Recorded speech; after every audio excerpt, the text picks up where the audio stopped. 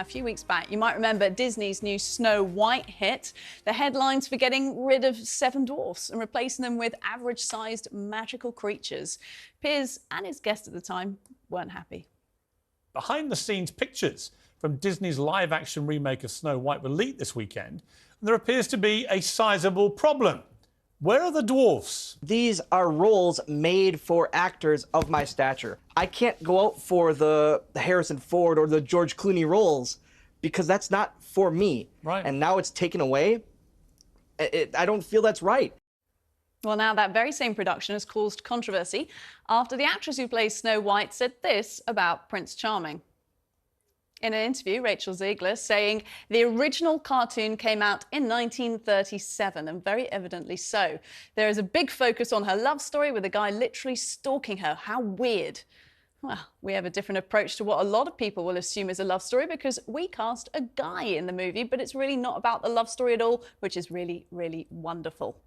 Well, there has been inevitable backlash online, fans accusing Disney of inserting unnecessary feminism into classic fairy tales. Joining me now to debate this is the host of Tomi Lahren is Fearless on Outkick, Tomi Lahren.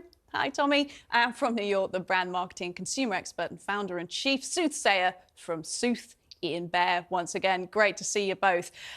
Tomi, come on, give us your take on this. Disney just messing with the classics?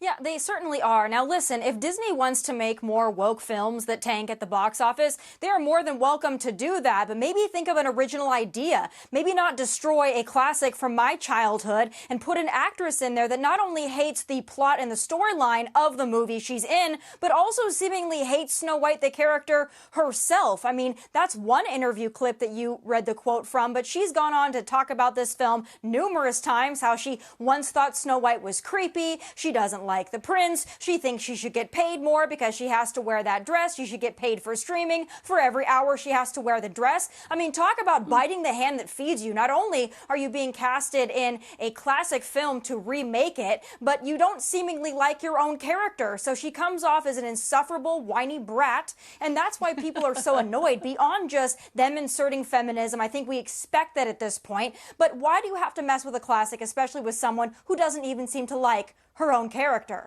Okay, interesting. I hear your take on her and the interviews she's giving and the type of sort of the way she's coming across. But you say there you're kind of used to feminism being inserted into Disney movies. Now, Ian, it's a smart marketing move, isn't it? Well, any move's a smart marketing move if it resonates with the people who are putting revenue against your product. Look, the reality is Disney has been doing very inclusive casting for decades now. Go back to the 1980s, and that's really when they turned the corner, and that formula of damsels in distress got replaced with these more heroic feminine characters, beginning with Ariel back then, but certainly all the Disney princesses ever since have really been triumphant females. So it's not a shock to see Disney pivot from 19th century German source material right. to something that they believe is going to resonate with the audience.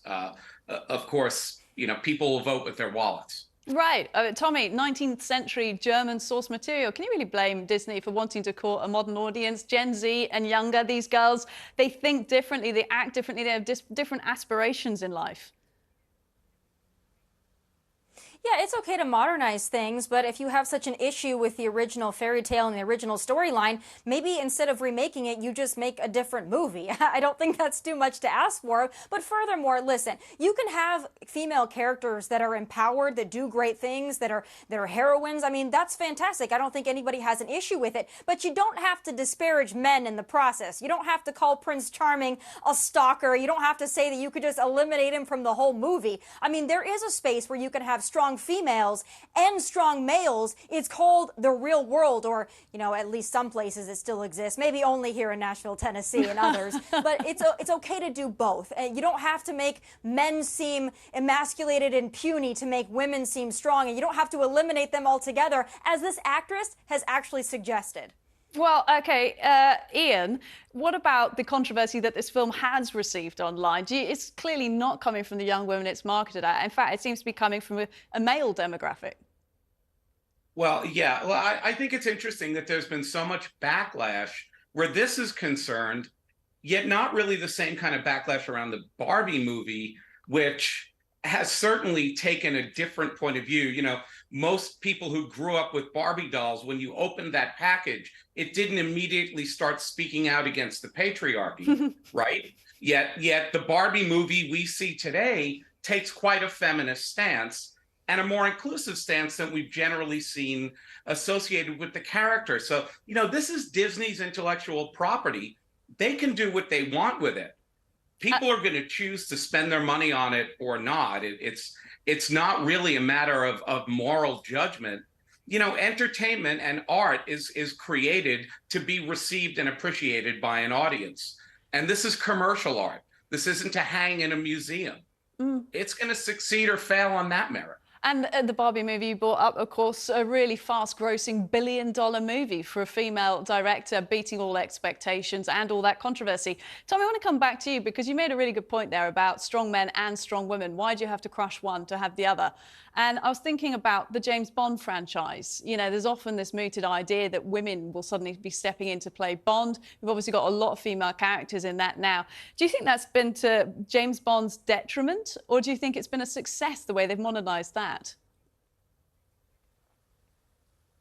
I think that the numbers will speak for themselves on that. And again, when you have a franchise that you have created around a James Bond character who is a strong male character, you don't need to go and then replace James Bond with a female. You can have other strong females. But what is this process now where it's like in order to be inclusive, you have to completely destroy storylines, completely destroy franchises? I don't believe in that. I don't think that consumers believe in that either. There is a way to modernize things. There's a way to bring in inclusivity and diversity, but you don't have to completely destroy the concept in order to do that. And that's why, going back to the Barbie movie, I didn't have an issue with the Barbie movie because it's what I expected, right? I've always looked at Barbie as a female empowerment tool. I thought it was a women by women for women. Didn't see an issue with it. It's when they go and they try to monkey with other things where it doesn't belong that it just comes off as disingenuous. And the consumer, I don't think they're going to buy it. I don't think they're going to watch it. I don't think they're going to like it.